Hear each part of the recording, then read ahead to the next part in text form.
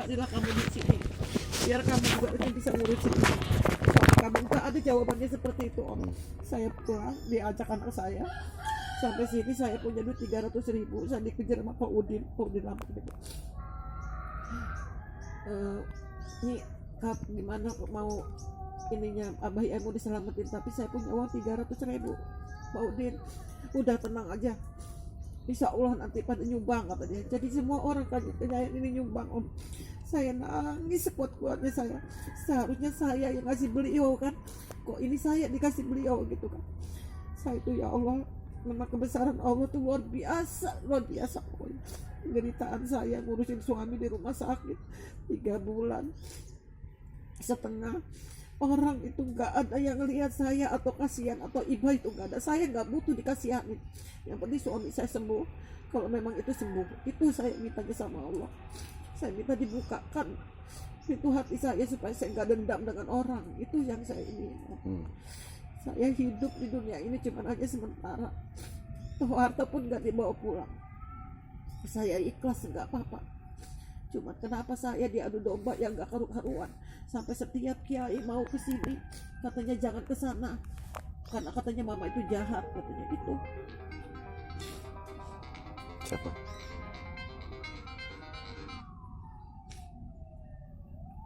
Ya Er. Ya. Ya. Jadi Er.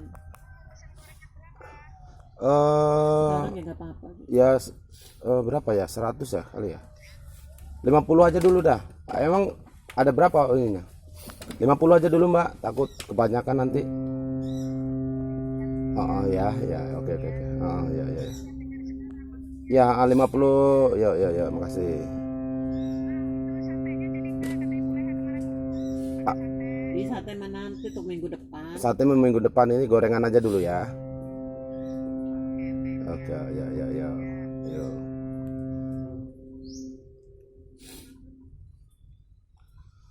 Jadi perjalanannya itu luar biasa ya, Bro. Jadi itulah kebaikan ya. Kadang-kadang kita itu tidak, kalau kita kebaikan itu berharap sama orang itu bikin ya itu kan. Setiap saya ketemu orang di rumah sakit yang sabar ya Bu, mungkin beliau itu merhatiin saya. Walaupun ada santri saya, cuman si Ipul itulah yang bantu saya, Kang Opul itu. Yang lain-lainnya dia pun dia kadang pulang kan. Tapi setiap harinya saya di rumah sakit itu, tapi nggak ada artinya di mata mereka. Terus, kenapa saya bukan nggak mau ngaku dengan kiai-kiai atau dengan santri saya, karena sakit saya om, nggak ada orang yang bisa nolong saya. Sampai ibu nyai itu, ibu nyainya Asep itu ngebela saya. Beliau itu suami saya loh, yang ngurusin saya. Kok saya ngelihat mau ngebungkusnya aja nggak boleh itu loh om. Luar biasa. Itu yang saya sakit bener saya. Saya memang puas ngurusin suami saya di rumah sakit, tapi kan beliau terakhir loh om. Saya mandiin cuma batas segini, katanya udah ngambil air wudhu. Sedangkan saya tahu agama, yang namanya orang meninggal mau dipandiin itu belum ngambil air wudhu, jadi belum ada batalnya. Jadi saya habis mandiin baru segini udah diambil cibuknya. Itu sakitnya saya, sedangkan mandiin almarhum itu aja saya nggak dikasih tahu. Kalau bukan Habib yang kasih tahu. Saya deket aja pengen, jangan deket-deket katanya. Nanti anak santri itu ngamuk. Apa urusannya, itu suami saya loh om. Biasa. Itu sakitnya saya tuh. Makanya Abah itu waktu dia di Pakuan saya, dia ngomong, nih kalau saya dikubur jadi rebutan atau dikubur di sini bukan di bakau, kamu yang kuat ya Mi, saya berdoa untuk kamu di alam sana, dia bilang. Yang penting kamu urusin cucu-cucu kamu urusin anak-anak kamu, doain semua supaya pada sadar, kata dia gitu. Iya Pak, saya bilang. Ini ujian ini lebih berat untuk kamu, tapi kamu insya Allah kamu bakal kuat nerimanya, dia bilang. Saya yakin sama kamu, kata Abah itu. Itu. Suami saya itu kalau tanpa saya dia nggak mau makan om. Dibawa ke pematang pasir, disuapin apapun nggak mau, dia sampai ngomong, kalau kamu nggak datang ke pematang pasir saya nggak mau makan, saya mau puasa, dia bilang. Tapi kalau saya datang mau minum, mau ini, pokoknya suami saya ya itu, karena suami saya dibisikin nggak bagus itu om. bahwa mama itu jahat, mama ini gitu. Itu saya, sampai saya difitnah.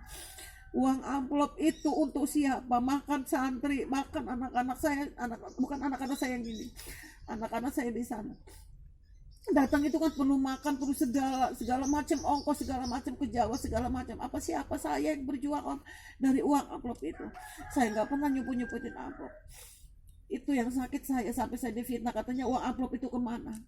Itu uang darah suami saya, uang nanah suami saya. Kok saya mau poya-poya penderitaan suami saya di atas dia, kan nggak mungkin. Sampai saya kekurangan uang minjem bank, Om. Rumah ini 2 saya gadein di bank.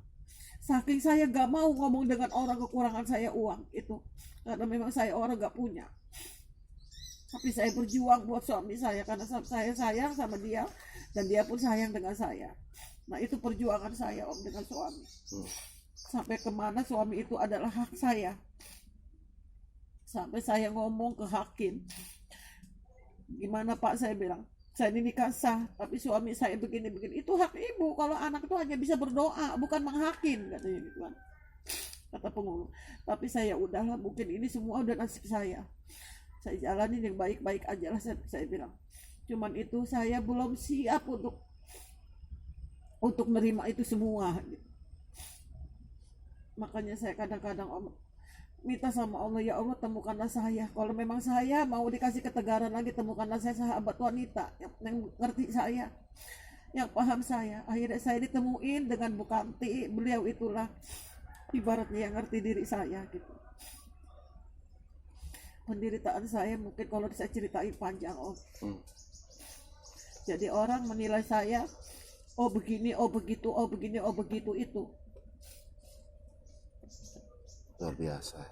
Makanya saya kemarin mau mendak tahun, anak saya ngomong, "Ma, dia punya duit 5 juta, mau mendak tahun enggak? Ya udah, kalau kamu memang punya duit mendak tahun." Tadinya saya nggak mau ngomong-ngomong pematang, tahu-taunya santri saya, Bu pematang itu anak-anak ibu juga, undanglah semua katanya.